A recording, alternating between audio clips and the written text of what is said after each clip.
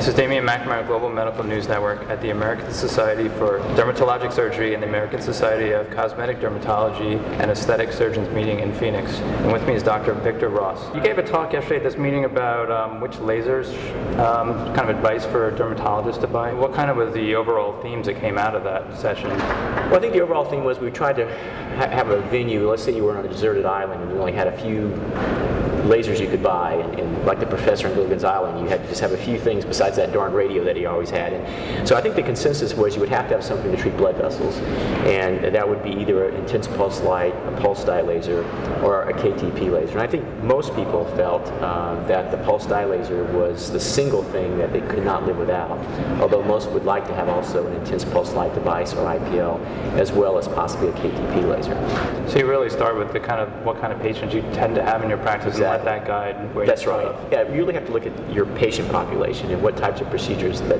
they demand. We know that almost everybody's going to have a broken blood vessel or a pigmented lesion, so you really have to have something to do those two things. After that, there's more, I think, controversy over what you might do after that. Is it easy to separate the science from the marketing when it comes to purchasing a laser? Well, it's a challenge because the marketing is usually very compelling. It's very sensational sometimes. The pictures are sometimes a little bit over the top.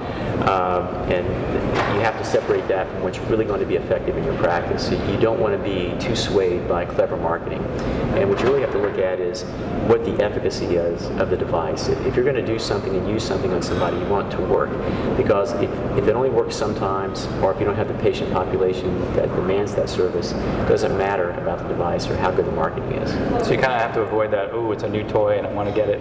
That's right. Some of the new toys aren't the best toys. I mean, some of the best lasers that we still have are like the pulse dye laser. It's been around for over 25 years, yet it's still a pretty compelling purchase for a lot of physicians.